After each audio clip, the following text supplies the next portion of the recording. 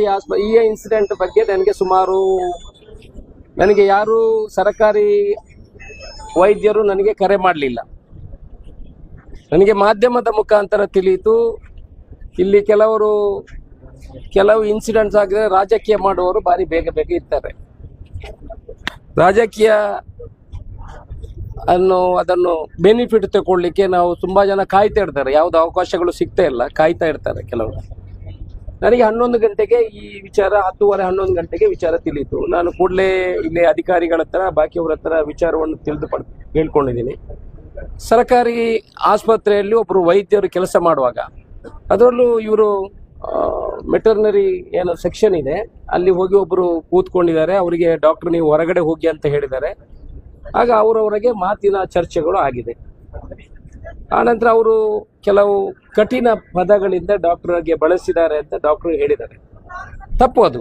ಯಾಕಂತಂದ್ರೆ ಪುತ್ತೂರಿನಲ್ಲಿ ಸರ್ಕಾರಿ ಆಸ್ಪತ್ರೆ ಒಳ್ಳೆ ರೀತಿಯಲ್ಲಿ ಕೆಲಸ ಮಾಡ್ತದೆ.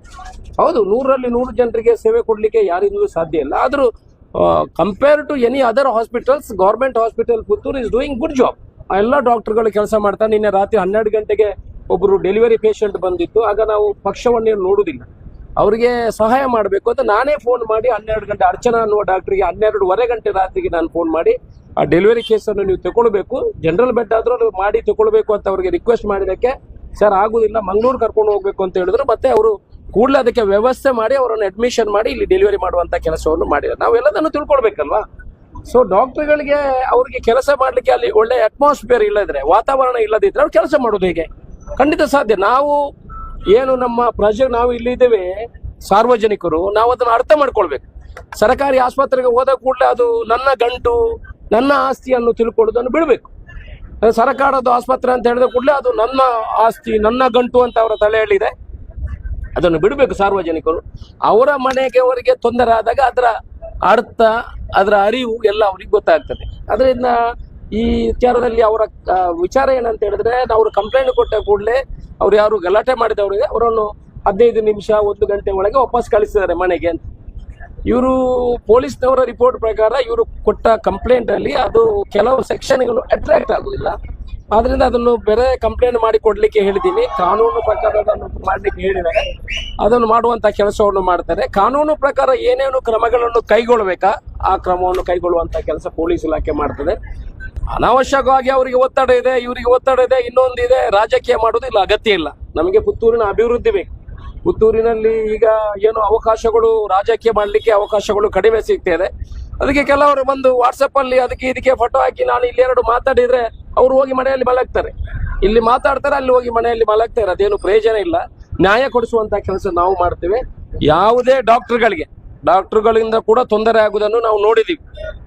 ಡಾಕ್ಟರ್ಗಳಿಂದ ಕೂಡ ಸಾರ್ವಜನಿಕ ತೊಂದರೆ ಆಗುವುದನ್ನು ನಾವು ನೋಡಿದ್ವಿ. ಹಾಗಂತಲ್ಲ, ನಾವು ಡಾಕ್ಟರ್ಗಳಿಗೆ ರಕ್ಷಣೆ ಕೊಡುವಂತ ಕೆಲಸವನ್ನು ನಾವು ಮಾಡಬೇಕು. ನ್ಯಾಯ ಎಲ್ಲಿದೆ ಅದನ್ನು ಕೊಡುವಂತ. ಇಲ್ಲಿ ಖಂಡಿತ ಅವರು ಮಾಡಿರುವಂತದ್ದು, ಯಾರು ಸಾರ್ವಜನಿಕರು ಮಾಡಿರುವಂತದ್ದು ತಪ್ಪು. ಅವರಿಗೆ ಕೂಡಲೇ DYSP ಅವರಿಗೆ ಮತ್ತೆ SP ಅವರಿಗೆ ಮಾತಾಡಿದ್ದೀನಿ. ಕಾನೂನು ಪ್ರಕಾರ ಏನೇನು ಕ್ರಮಗಳನ್ನು ಕೈಗೊಳ್ಳಬೇಕು ಅದನ್ನು ತಗೊಳ್ಬೇಕು.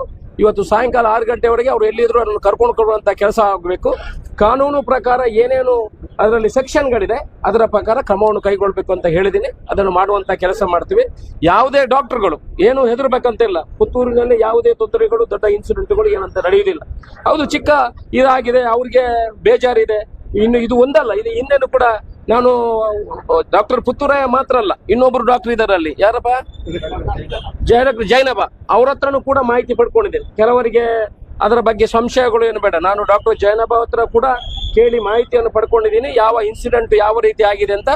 ಅದು ಅವರು ಕೂಡ ಇದನ್ನು ವಿವರವಾಗಿ ಕೊಟ್ಟಿದ್ದಾರೆ. ಇವರಿಗೆ ಎಲ್ಲಾ ವಿಚಾರಗಳನ್ನು ಅವರಿಗೆ ಹೇಳುವಂತ ಕೆಲಸವನ್ನು ಮಾಡಿದೆ. ಡಾಕ್ಟರ್ಗಳಿಗೆ ಯಾವುದೇ ರಕ್ಷಣೆಗೆ ನಾವು ನಿಮ್ಮ ಜೊತೆ ಇದ್ದೇವೆ. ನ್ಯಾಯಬದ್ಧವಾಗಿ ನಿಮ್ಮ ಏನೇನು ಬೇಡಿಕೆಗಳಿದೆ, ಬೇಡಿಕೆ ಅಂದ್ರೆ ನಿಮಗೆ ರಕ್ಷಣೆ ಕೊಡುವಂತ ಕೆಲಸದಲ್ಲಿ ಖಂಡಿತ ನಾವು ಹಿಂದೆ ಬೀಳುವಂತದಿಲ್ಲ. ಆದ್ರೆ ನಿಮ್ಮ ಅಸೋಸಿಯೇಷನ್ ಹತ್ರ ಹೇಳುದು, ದಯಮಾಡಿ ರಾಜಕೀಯ ಮಾಡ್ಲಿಕ್ಕೆ ಹೋಗಬೇಡಿ. ಯಾಕಂತ ಹೇಳಿದ್ರೆ ನಾಳೆ ಪಬ್ಲಿಕ್ ಹೇಳ್ತದೆ, ಒಂದು ಕಡೆಯಿಂದ ಒಬ್ಬರು ರಾಜಕೀಯ ಮಾಡಿದವರು ಮನೆಗೆ ಹೋಗ್ತಾರೆ, ನಾವು ರಾಜಕೀಯ ಮಾಡಿ ಮನೆಗೆ ಹೋಗ್ತೀವಿ. ನಿಮ್ಮ ಆಸ್ಪತ್ರೆ ನೀವು ನಡೆಸ